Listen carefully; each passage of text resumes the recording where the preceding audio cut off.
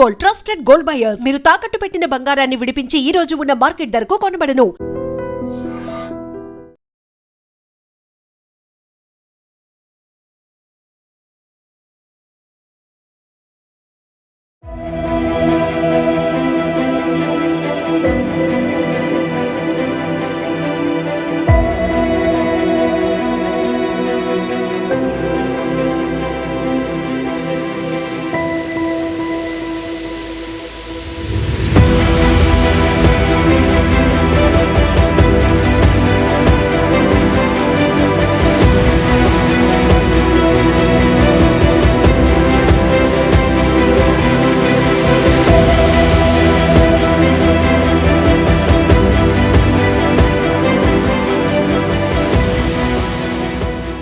తుని మండలం సిహెచ్ అగ్రహారంలో 6 రోజుల క్రితం 3 సంవత్సరాల చిన్న పాప జాహ్నవి కనిపించకుండా పోయింది.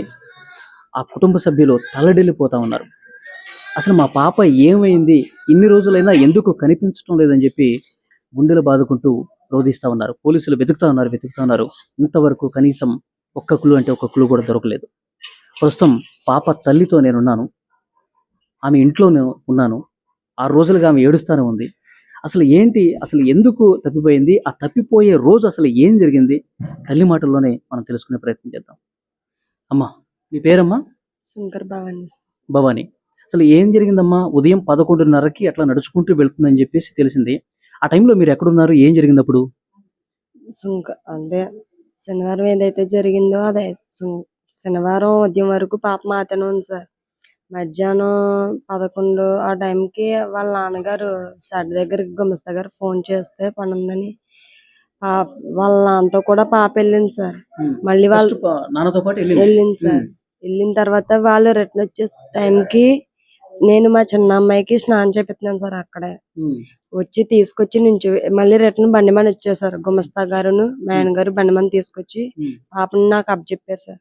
నుంచో పెట్టాడు సార్ పక్కన. నేను ఇలా స్నానం వెళ్ళినప్పుడు కూడా పాప ఒంటరిగా వెళ్ళిందా? మీకు ఫుటేజ్ ఏదైతుందో అది రాంగ్ గా పెట్టారు సార్. జరిగింది చెప్తున్నాను సార్. వెళ్ళింది సార్. వెళ్ళడం మళ్ళీ రిటర్న్ వచ్చేటప్పుడు బండి మీద తీసుకొచ్చేస్తాను. తీసుకొచ్చి ఇక్కడ నుంచో పెట్టారు. పాపని చూడు ఇలా చిన్న పని ఉంది, తోటలోనే పని ఉంది, వెళ్తున్నాను అన్నాడు. మళ్ళీ వాళ్ళ నాన్న వదలలేక మళ్ళీ ముందుకు వెళ్ళింది సార్. అక్కడ వరకు వెళ్ళింది. అక్కడ మళ్ళీ రిటర్న్ తీసుకొచ్చి మళ్ళీ నా దగ్గర నుంచో పెట్టాడు. 2 సార్లు ఇంట్లో వదిలిపెట్టి వెళ్ళారు. ఇక్కడే సార్ ఈ పక్కన. అంటే అంతలోకి నేను చిన్న అమ్మాయికి స్నానం చేపించి నుంచున్నాను. వాళ్ళ నాన్న బండి మీద వెళ్ళిపోయాడు సార్. ఇలాగే వెళ్ళాడు. ఆ అమ్మాయి ఏడుస్తుంది సార్. మీరు సిసి ఫుటేజ్ లో చూసుంటారు. నేను అమ్మాయిని పట్టుకున్న తర్వాత అప్పుడే ఈ అమ్మాయి చిన్న అమ్మాయి ఏడ్చింది, పెద్ద అమ్మాయి ఆ టైంలో ఏడ్చింది. ఇంక పెద్ద అమ్మాయి అలవాటే కదా ఇదంతా ఎప్పటిలాగే ఇక్కడ ఆడుకుంటుంది అనుకున్న టైంలో పాపని తను అలా వదిలేసి పెద్ద అమ్మాయిని చిన్న అమ్మాయిని లోనకి తీసుకెళ్లి పాలు పట్టి డ్రెస్సింగ్ చేశాను సార్. మళ్ళీ వచ్చి ఒకసారి బయటకు వచ్చి చూసాను, పాప కనిపించలేదు. ఇక్కడ ఎక్కడైనా ఆడుకుంటుందేమో, లేదంటే నా దగ్గర ఆడుకుంటుందేమో. ఎప్పుడు ఇలాగే కదా ఉంటుంది, రోజు జరిగేది అదే సార్. ఏదైనా ఎప్పుడైనా వచ్చి వెళ్ళిపోయాడు కదా వాళ్ళ డాడీ, బండి మీద వెళ్ళిపోయాడు కదా. ఇక్కడ మామిడి చెట్టు ఉంటుంది సార్, అక్కడికి వెళ్ళిపోయి పాప ఆడుకుంటా సార్. వాళ్ళ డాడీ కొంచెం దూరంలో ఇల్లు ఆడుకుంటా సార్. ఈ చుట్టుపక్కల ఆడుకుంటుంది కదా అన్న ఇదిలోండి ఈ అమ్మాయి ఆడడంతో ఈ అమ్మాయి దగ్గర ఉండిపోయింది సార్. లోన్ ఆడుకుంటారులే, ఆడుకొని ఇంటికి వచ్చేస్తుంది కదా, తనకేమైపోద్ది. ఎప్పుడు ఇలాంటి ముందు కూడా అట్లా ఇల్లు ఆడుకుని వచ్చేసేది. ఆ షెడ్ వరకు వెళ్ళి సార్ తను ఒక్కరితో వెళ్ళిపోయేది. మళ్ళీ రిటర్న్ వచ్చేసి సార్. కన్నా ధైర్యంతో నేను లోన్ చూసుకుంటున్నాను. మా ఆయన గారు వాళ్ళ పిన్ని గారు ఇంటి దగ్గర చిన్న దొడ్డుగుల్లో పెట్టాడు సార్. తెల్లవారుజామున పెట్టాడు సార్. మార్నింగ్ లేసి ఇక్కడికి వచ్చేసాడు సార్. ఇక్కడికి వచ్చేసి ఆ రోజు మార్నింగ్ నుంచి ఉదయం నుంచి సాయంత్రం వరకు తోటలో పనిచేశాడు సార్. నైట్ 10, 9:30, 10 ఆ టైంలో తోటలో పనిచేసి బోర్లు కోయడానికి జనాలు వస్తే వాళ్ళ దగ్గర నుంచి ఇంటికి వచ్చేసి కూర్చున్నాడు సార్. ఫ్రెష్ అవుదామని వాళ్ళు వాళ్ళ కారు మీద ఒక 5గురు 6గురు వచ్చి మా ఆయన్ని కొట్టి కాలర్ పట్టుకుని తీసుకెళ్లారంట సార్. కొట్టారు సార్. కొట్టారంట. కారు నేను తీసుకొచ్చి మీకు అప్పచెప్పేస్తాను ఉండండి అన్నాడంట సార్. ఒప్పుకోలేదండి సార్. కారు ఎక్కడ ఉందో మాకు చూపించన్నాడు సార్. చూపించండి పలానా ఆ దొడ్డుగుల్లో తీసుకెళ్లాడు సార్ మా ఆయన. మా కారు వాళ్ళ కారులో మా ఆయన గారిని తీసుకెళ్లాడు సార్. అక్కడ పలానా ప్లేస్ లో మా ఆయన కారు ఉందని చెప్పాడంట సార్. చూసి అవతల వాళ్ళు 3 దిగారంట సార్ కారు కోసం, మా కారు కోసం. మా ఆయన ఫోన్ స్విచ్ ఆఫ్ చేస్తారంట. చేసేసిన తర్వాత సరికి ఒక పక్కన ఉండి మా ఆయన్ని నొక్కేశారంట సార్. బయటికి నోరెట్టడానికి లేదంట. అవతల వాళ్ళు ఎవరైతే ముగ్గురు దిగారో అందులో కారు ఎట్టుకెళ్ళిపోయేటప్పుడు ఇద్దరు వెళ్ళిపోయారు, ఒకడు దొరికేశాడు సార్. దొరికే కానీ 4 తన్ని నక్కపల్లి స్టేషన్ కి చెప్తే ఇలా ఇలా జరిగింది, మీ కారు తెలియపోను, మీ అబ్బాయి తెలియపోను, నేను దొరికడం వల్ల మీకు తెలిసింది, లేదంటే ఛాన్స్ లేదు మీరు దొరకడానికి అని చెప్పాడు సార్. ఏదైతే మనకు దొరికిపోయాడు అతను. ఊళ్ళో ఒక అతను పాపని పింఛన్ గోరని తోటకు సంబంధించిన కొండవారిని చూశాడంట. ఆయన చూసి పాప దగ్గరికి వెళ్తే కుక్క వెళ్ళనివ్వలేదు, దగ్గరికి రానివ్వలేదంట. అతను వెళ్ళి ఊళ్ళోకి అన్నితో చెప్తే అవన్నీ ఎదుక్కుంటూ వచ్చి నాతో చెప్పాడు సార్, మీ పెద్ద అమ్మాయి ఎక్కడ ఉంది, నా దగ్గర లేదని వాళ్ళ నాన్న దగ్గర ఉంది అన్నాను. అంటే ఒకసారి ఫోన్ చేసి కనుక్కో అన్నాడు. అంటే నువ్వే చేయి బ్యాలెన్స్ లేదు అని నెంబర్ చెప్పాను. నెంబర్ చెప్తే చేసి కనుక్కున్నారు. లేదు నా దగ్గర లేదు, వాళ్ళ అమ్మ దగ్గర ఉంది, ఇంటికాడే ఉందని మా ఆయన గారు చెప్పారు. ఏమైందని అంటే ఇలా చెప్పాడు సార్, మీ పాప అక్కడ కనిపించిందంట, ఇలా నాకు పలానా వ్యక్తి చెప్పాడు అని చెప్పాడు సార్. అని మరి నువ్వు వెళ్ళి చూసి రాలేకపోయావా, వెళ్ళి తీసుకొచ్చేలేకపోయావు అంటే నాకు కనిపించలేదు చెల్లి అన్నాడు. సరే అయితే అని మా ఆయన ఇంటికి వచ్చేసాడు. ఫోన్ చేసిన వెంటనే కనిపించలేదని. కానీ మేము అనుకున్నామంటే ఎండకు కదా ఒకలా ఆడుకొని ఎక్కడన్నా నిద్ర అయిపోయిందేమో అని. వీళ్ళు ఎలా ఎక్కడైతే చూసానన్నారో అక్కడ మొత్తం నేను వాళ్ళని ఎదికారు, నేను ఇటు పక్కన ఎదికాను, కనిపించలేదు సార్. అప్పుడు కుక్క కూడా ఉంది కదా, మీరు పెంచుకునే కుక్క కూడా పాపతో పాటు ఉంది, అప్పుడు కుక్క కూడా లేదు? లేదు సార్, ఇద్దరు వెళ్ళారు, ఇద్దరు ఒక దగ్గరే ఉన్నారు. మరి ఏమైందో తెలియదు. అప్పుడు ఎలా కనిపించలేదు అనగానే ఊళ్ళో వాళ్ళు వెంటనే వచ్చి వాళ్ళు నెతకడం, తోట అంతా నెతకడం, ప్రతి దగ్గర చోట కొండంట నెతకడం, ఎక్కడా కనిపించలేదు. సాయంత్రం చేసి డిపార్ట్మెంట్ కి. ఇప్పుడు సాయంత్రం వరకు మీరే ఎత్తికారు, పోలీసులకు చెప్పలా? ఎందుకంటే సార్ బయటికి వెళ్ళి ఛాన్స్ లేదు సార్. అమ్మాయి అయితే తోటలోనే తిరిగి ఎక్కడైనా నిద్ర అయిపోయిందేమో, లేదంటే ఎండకి ఎక్కడైనా కూర్చుండిపోయిందేమో అన్న ఆశతో మేము ఎతికేసుకున్నాం సార్. కనిపించలేదు. మన వల్ల అయ్యేలా లేదని డిపార్ట్మెంట్ కి ఎఫ్ఐఆర్ ఫైల్ చేసింది.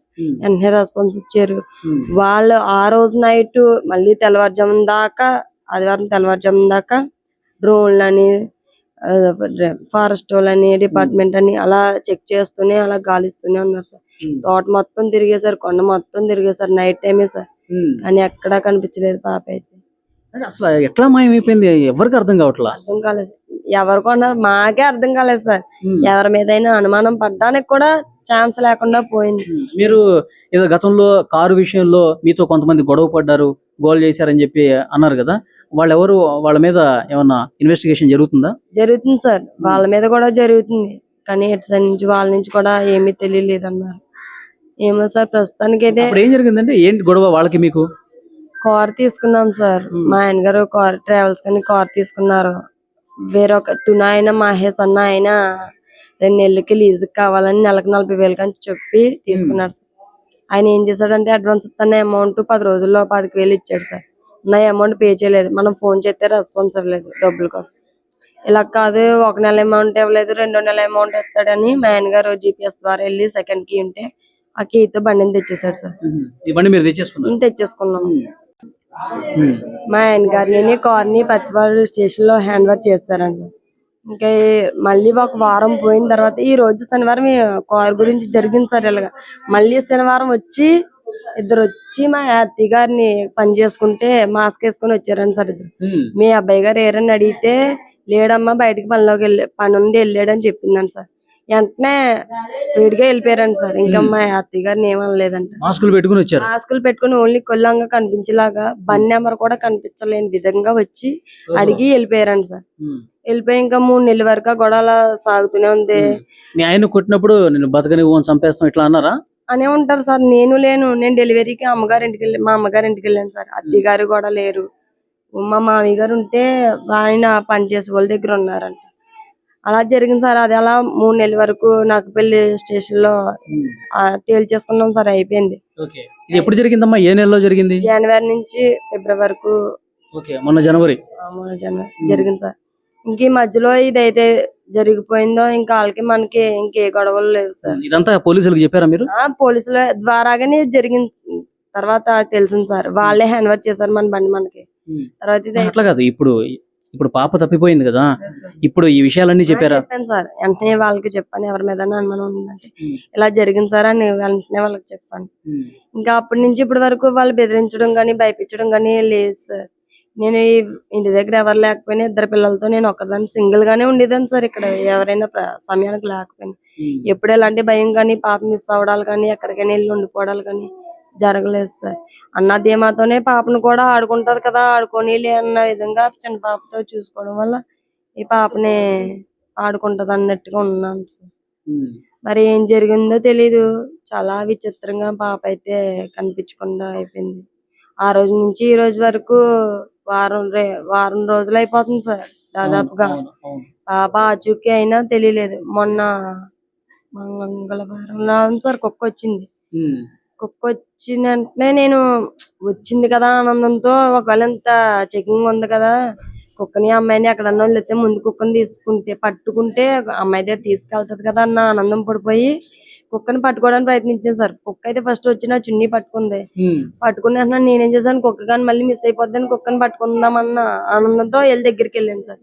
తిరిగి దాన్ని రివర్స్ నేను ఇప్పుడు ఎత్తున్నానేమో అని రివర్స్ అయిపోయి నేను కరిచేసి అలా వెళ్ళిపోయింది సార్. వెళ్ళిపోయినంటే మా ఆయన గారు డిపార్ట్మెంట్ పరిగెడితే వెళ్తే మా ఆయన గారిని కూడా కరవడానికి ప్రయత్నించిందంట. మళ్ళీ ముందుకెళ్ళిందంటే వెనక్కి తిరిగి చూసిందంట. మళ్ళీ ముందుకెళ్ళిందని కూర్చుందంట. అలా కూర్చొని ఆ తప్పులోంచి మరి ఎలా వెళ్ళిపోయిందో కనిపించలేదంట సార్. మళ్ళీ మొన్న నైట్ వచ్చింది సార్ కుక్క వచ్చి మొన్న మైండ్ వచ్చింది సార్ రావడం అయితే, కానీ మైండ్ అయితే డిస్టర్బ్ అయింది సార్. ఎవరైనా కొట్టుంటారో లేదా ఏదైనా జరిగి ఉంటుందో తెలియలేదు సార్. ఓకే, సో కుక్క ఇప్పుడు GPS పెట్టారు కాబట్టి ఇప్పుడు ఎక్కడెక్కడికి వెళ్తుందో అక్కడికి వెళ్దామని చెప్పి పోలీసులు అనుకుంటున్నారు. అదే ఇంకా మీ ఫ్యామిలీ మెంబర్స్కి ఇంకేమైనా అనుమానాలు ఉన్నాయా? లేదు సార్, అనుమానాలు అంటే మాకు గొడవలు కానీ నా ఫ్యామిలీ నుంచి కానీ అమ్మగారి సైడ్ నుంచి అత్తగారి సైడ్ నుంచి ఏ ఫ్యామిలీ గొడవలు కానీ ఏమీ లేవు సార్. గొడవ అంటూ ఉన్నదంటే ఆ కారు గొడవే. మరి ఇందులో ఎవరు చేశారన్నదే అనుమానించడానికి లేదు సార్. ఎవరితో మా గొడవలు కానీ విరోధాలు కానీ ఈ చుట్టుపక్కల ఎవరు నాకు ఎవరో తెలిసిన వాళ్ళు లేరు. ఊహించుకోవడానికి కూడా దారి లేకుండా పోయింది సార్ ప్రస్తుతం. ఇంత గాలింపులో ఇంత చెకింగ్ లో దేశానికే పేరు వెళ్ళిపోయింది సార్. ఇంత చిన్న క్లూ గోరంత క్లూ కూడా దొరకడానికి మాకు ఛాన్స్ లేదు. ఇప్పుడు పాపకు సంబంధించిన కొన్ని వీడియోలు వస్తా ఉన్నాయి. మీ చిన్న పాపని ఉయ్యాల ఊపుతూ ఆ వీడియో కూడా మేము చూసాం. ఆ పాపకి ఆకలేస్తుంది పాలు ఇవ్వని చెప్పి అంత ముద్దుగా మాట్లాడుతుంది కదా.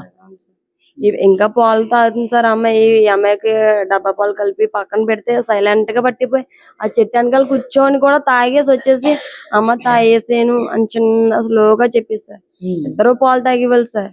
మరి అలా అంత పాలు తాగి అమ్మాయిని మిస్ చేశారు అంటే మేము ఆ బాధ ఎంత ఉందో మా ఫ్యామిలీ మెంబర్స్ కి నాకు నా భర్తకి తెలుసు సార్ ఆ బాధ ఎంత పడుతున్నామని. ఈ వారం రోజుల నుంచి నేను ఏం ఫేస్ చేస్తున్నాను ఎలా ఉన్నాను అన్నది ఒక్కదానికి తెలుసు సార్ ఆ బాధ ఏంటో. సార్ మీ మీడియాకు అయితే నాదొక్క రిక్వెస్ట్, చాలా వరకు సోషల్ మీడియా కానీ ఇది వీడియోలు చేసేవాళ్ళు కానీ కామెంట్స్ పెట్టేవాళ్ళు కానీ ఒక్కటి సార్ బ్యాడ్ గా పెట్టే వాళ్ళకి ఒక్కటి సమాధానం సార్. నాది సమాధానం కాదు, రిక్వెస్ట్ అనుకోమనండి. తల్లి ఏడట్లేదు, తండ్రి ఏడట్లేదు, ఫ్యామిలీలో ఎవరు ఏడట్లేదు. తల్లి ఏదైనా చేసి ఉండొచ్చు, తండ్రి ఏదైనా చేసి ఉండొచ్చు అన్న వల్గర్ గా కామెంట్లు. ఒకసారి మీరు కామెంట్లు ఓపెన్ చేసి చూడొచ్చు, వీడియోస్ చూడొచ్చు. మా ఫోన్ లో నేను ఒక్కొక్కసారి చూస్తున్నాను. ఎంత వల్గర్ గా అంటే వస్తదన్న ధైర్యాన్ని కూడా నేను కోల్పోవాల్సి వస్తుంది సార్. నేను కెమెరా ముందు ఏడాలంటే ఎంత నేర్చానో ఈ 6 రోజులు బట్టి ఎలా ఉన్నానో తింటున్నానో తెలియదో అది నా ఫ్యామిలీ మెంబర్స్ కి నాకు తెలియాలి సార్ ఆ బాధ ఏంటో. మీరు చూసేసింది మీరు చెప్పేసింది వాళ్ళు అంటుంది ఏదైతే అంటున్నారో కొంచెం తగ్గించుకొని నా బాధను అర్థం చేసుకొని బ్యాడ్ కామెంట్లు ఏవైతే ఉన్నాయో బ్యాడ్ వీడియోస్ ఏవైతే ఉన్నాయో అవి డిలీట్ చేస్తారని నా ఉన్న నమ్మకాన్ని నిలబెడతారని పాప రావాలని ఆశీస్సులు ఇస్తారని కామెంట్లు చేస్తారని నా మనస్ఫూర్తిగా కోరుకుంటున్నాను సార్. మీ కెమెరా ముందు నేను ఏడాలంటే పాపని చూసుకోవాలి సార్. నేను చిన్న అమ్మాయిని చూసుకోవాలా, నా హెల్త్ నేను చూసుకోవాలా, పిల్ల కోసం ఆలోచించాలా.